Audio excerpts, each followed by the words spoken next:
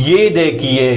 تم نے افغانستان میں جو ہے وہ پراکسی کا کردار ادا کیا، تم نے کشمیر کے اندر پراکسی کا کردار ادا کیا صرف ڈالرز کے لیے، اور آج پھر کسی انٹرنیشنل یا نیشنل ایما پہ آپ ریاست جموں کشمیر کے لوگوں کے ساتھ خون کی ہولی کھیل رہے ہو۔ یہ قتل برداشت نہیں کیا جائے گا، اور جموں کشمیر کے لوگ قتل۔ دوستو، کشمیر میں عوامی ایکشن کمیٹی پر پابندی، انٹرنیٹ کی بندش اور احتجاجی مظاہروں کے حوالے سے مختلف سوالات اٹھ رہے ہیں۔ سوال یہ ہے کہ کیا مسائل کو طاقت کے ذریعے حل کیا جا سکتا ہے یا ان کو دبایا جا سکتا ہے، یا ان کا حل ڈائیلاگ، گڈ گورننس اور لانگ ٹرم پالیسیز میں پوشیدہ ہے۔ اگر کسی علاقے کے لوگ اپنے معاشی یا سماجی مسائل کے حوالے سے آواز بلند کرتے ہیں تو ایک ذمہ دار حکومت کا پہلا قدم مذاکرات ہوتا ہے، نہ کہ پابندی۔ دنیا کے کامیاب ممالک میں جب بھی عوامی بے چینی پیدا ہوتی ہے تو حکومتیں ڈائیلاگ، نیگوشیشن اور اسی طرح پولیٹیکل انگیجمنٹ کا راستہ اختیار کرتی ہے۔ لیکن اگر ہر اختلافی رائے کو سیکیورٹی مسئلہ سمجھ کر دیکھا جائے، ہر احتجاج کو خطرہ قرار دیا جائے اور ہر مطالبے کا جواب طاقت سے دیا جائے تو وقتی طور پر شاید خاموشی پیدا ہو جائے، لیکن دلوں میں موجود بے چینی مزید بڑھ جاتی ہے۔ ریاست کی کامیابی عوام کو خاموش کرانے میں نہیں بلکہ عوام کو مطمئن کرنے میں ہوتی ہے۔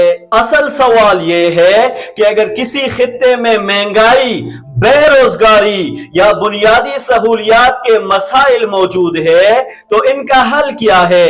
کیا انٹرنیٹ بند کرنے سے روزگار پیدا ہوگا؟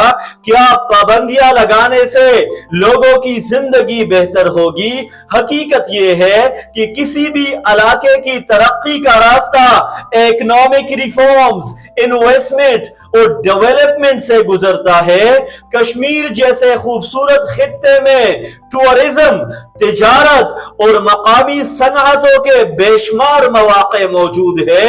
اگر حکومت ان شعبوں پر توجہ دے، لوگوں کو کاروبار کے مواقع فراہم کرے اور بنیادی انفراسٹرکچر بہتر بنائے تو نہ صرف مقامی معیشت مضبوط ہوگی بلکہ ریاست اور عوام کے درمیان تعلق بھی مضبوط ہوگا۔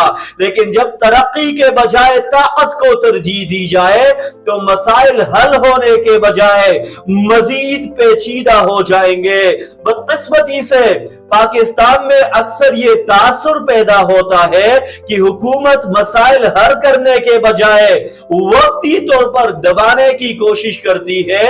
معیشت ہو، گورننس ہو یا اداروں کی کارکردگی، عوام کی بڑی تعداد مسلسل سوالات اٹھا رہی ہے۔ اگر عوام یہ محسوس کرنے لگے کہ ان کی بات سننے والا کوئی نہیں، ان کے مسائل کے حل کے لیے کوئی سنجیدہ حکمت عملی موجود نہیں اور ہر تنقید کا جواب دباؤ سے دیا جائے تو ریاست اور عوام کے درمیان فاصلے بڑھنا شروع ہو جائیں گے۔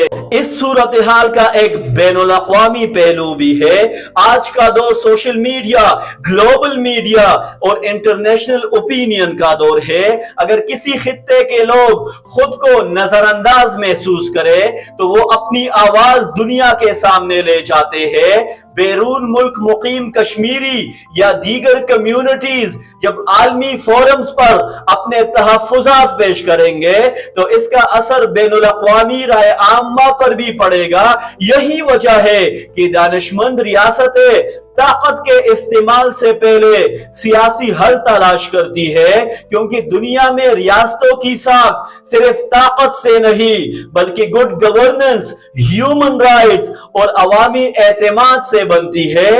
اگر مسائل کو بروقت حل نہ کیا جائے تو وہ مستقبل میں بڑے سفارتی اور سیاسی چیلنجز کی شکل اختیار کر سکتے ہیں۔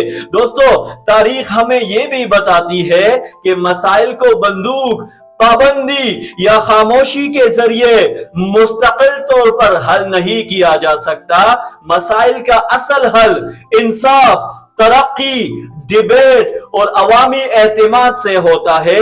اگر حکومت واقعی پاکستان اور کشمیر کے مستقبل کو محفوظ بنانا چاہتی ہے تو اسے طاقت کے بجائے حکمت، پابندیوں کے بجائے مذاکرات اور وقتی اقدامات کے بجائے مستقل اصلاحات کا راستہ اختیار کرنا ہوگا، کیونکہ ریاستیں صرف سرحدوں سے نہیں بلکہ عوام کے دل جیتنے سے مضبوط ہوتی ہے۔